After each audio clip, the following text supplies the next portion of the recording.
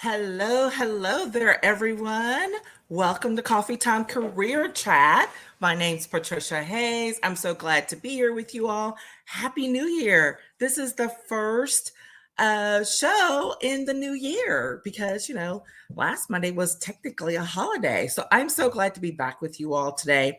It's not going to be a long one because we have so much coming forward for you in the coming weeks and months ahead. So today, I just want to jump right in.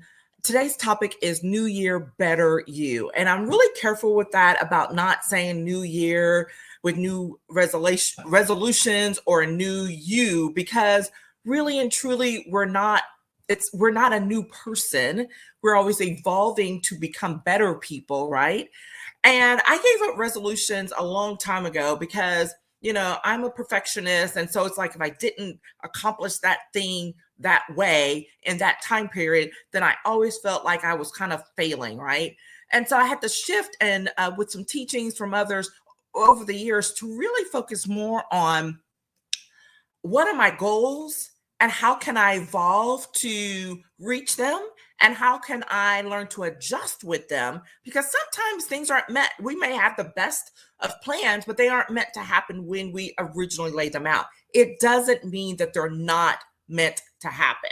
That's the piece, right? So when you remember that, then you can move forward knowing, like, okay, well, you can be disappointed. You're human about it not being that time, but it doesn't mean never, right? Delay does not mean never.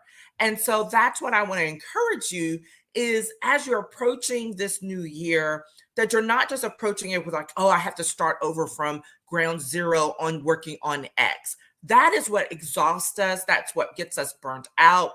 And that's what really messes up our mindset. We'll be talking more about the new year and a new mindset next week.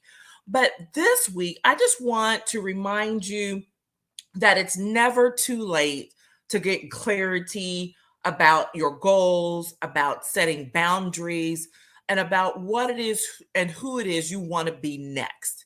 Okay, so that's my word of encouragement for you today with a few things, kind of a little bit of in reverse order as we work through what does it mean for you to look at this new year in a way that's going to make a better you and improved you in your goals, in your career, in your business.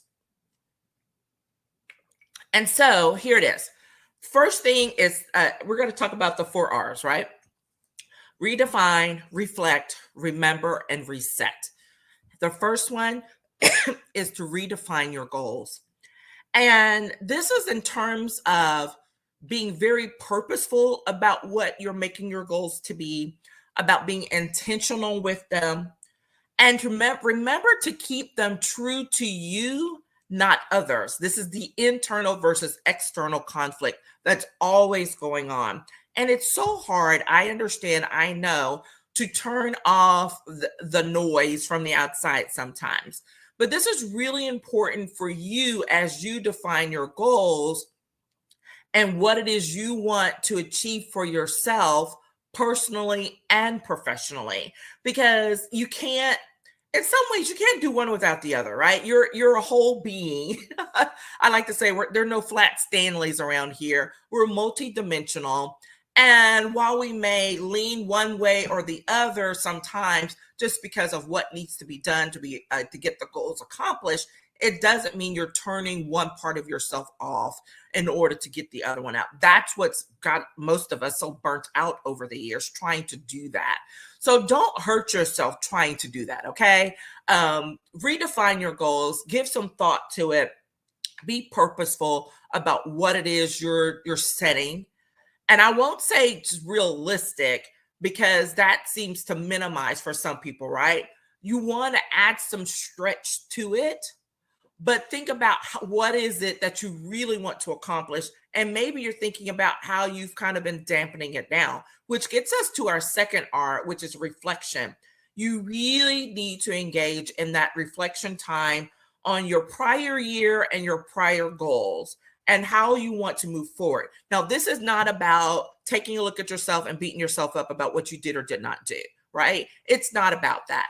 It's about extending yourself some grace, taking a fresh and honest look at what happened versus what did not. I know for me, like 2022 did not go off the way that I thought it would and that I had planned to. And it would be so easy to just beat myself up about that.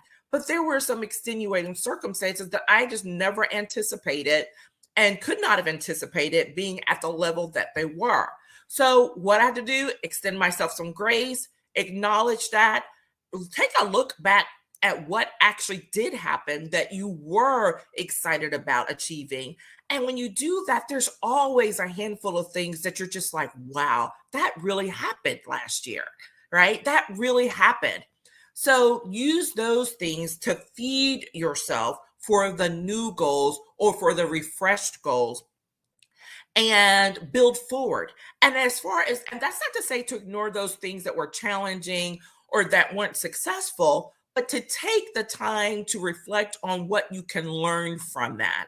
Okay. Because there's always a lesson that can be learned. There's always a lesson. We don't always want the lesson, but there's always a lesson. So I encourage you to do that. Give yourself the time to engage thoroughly, thoughtfully, and give yourself permission to accept what happened and to move forward. This can be the most difficult thing, right? Giving ourselves permission to say, you know what, that didn't happen. It's okay. Where can we go from here? Giving yourself permission to say, that was not the outcome that I wanted or desired, right? What can I get from it and how can I move forward? Give yourself that permission. Give yourself grace. Oh my goodness, I've been using that word so much. It needs to be one of my new words for the year. But you really do have to give yourself some grace. And I speak from experience, right? Type A person right here, always has been. But if anything that I learned from 2022 is that it is so important to give yourself that grace to receive what has happened and how it can build you and grow you for the next level of you, because it's all for a reason, right? This is when you're working through things with purpose and not just haphazardly. And this is why I encourage people. Reflection is always a thing I want to encourage you. And I work with my clients on taking that time because it's so valuable. All right. Okay. That's the second R. The third R is to remember your why. And I have not talked about this in a minute, but the beginning of the year, just because of the calendar year, but it's something you can do year round. We always need to remember our why, to remember what it is we're doing, not just what, but the why of it. Because, we get caught up in, oh, I need to make more money, or I need a new job, or I really need this to be stabilized. Well, why? Why? Are you wanting to make money just for money's sake? Or are you wanting to make money for what it can bring to you? Let's say you want greater freedom. You want more control over your time if you're trying to, build a business. If you want to change jobs because you have shifting interests and dreams that you would like to accomplish, and maybe this is the time to do it. Go one level deeper, okay? Don't just stay on the surface. Go to your why. And when you go to your why, most of the time, your why has not changed, right? It could be for your family. It can be for, if you feel strongly about giving back to your community, if it's about leaving a legacy, whatever that may be. Okay. Remember your why. Sometimes you got to write it out on a sticky note, put it on a board, put it on your computer, whatever. And to remember that continuously, because you will hit those stumbling blocks. You will have those surprises. And when you get to that point and you're like, what am I doing this for? That's the answer, right? You have to go look at that thing and say, oh yeah, this is really my end goal. And even the best of us have to do it. We forget our whys and we get caught up in the moment and the stressors and the challenges and the unexpected. But just remember, we'll always have those things. I'm not going to get into it today, but one of the things that I always work with clients when we're doing the strategic career and professional plans is we make sure and put out a mission statement, your personalized mission statement. And I have mine that I've had for years, and it truly has not evolved much because the why behind it has not changed. Circumstances have changed, how I might accomplish it has changed, how I might approach it has changed. But bottom line, I still very much care about leaving a legacy, about providing learning opportunities to people in whatever way that I can, and leaving a legacy for my family, for my children to grow from and to be proud of. Okay. And so we could talk more about personalized mission statements another time. If you're interested, let me know. We could do a session on it. But the point is, it keeps you grounded and helps to keep you on track, even when craziness is going on all around you. All right. So that's the third one. The fourth one is reset. And it's really coming full circle. And that's why I said it's going to seem weird. I'm like, why did she start with redefining your goals? Because when you get to the reset, sometimes that means you're going to hit the reset button on things and you're going to, quote, redefine your goals, right? When you hit that reset, when you're like, okay, here's where I am right now today. This worked or did not work, and I need to press reset on it. It doesn't mean you're starting from scratch, right? Think about that. We can hit the reset button on our electronics or whatever, and it seems like, oh, well, it's starting over completely. Not really. Not unless you hit that return to what is it, manufacturer settings. Now that is starting all over.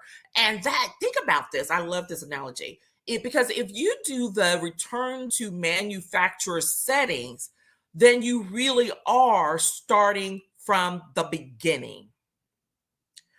But when you hit that reset button, it's taking what you've had and it's like, okay, something's got a little quirky here. Let's press reset to get it rejuvenated, to get it unstuck, right? And so we can start from where we are and move forward. And that's really what we want to do.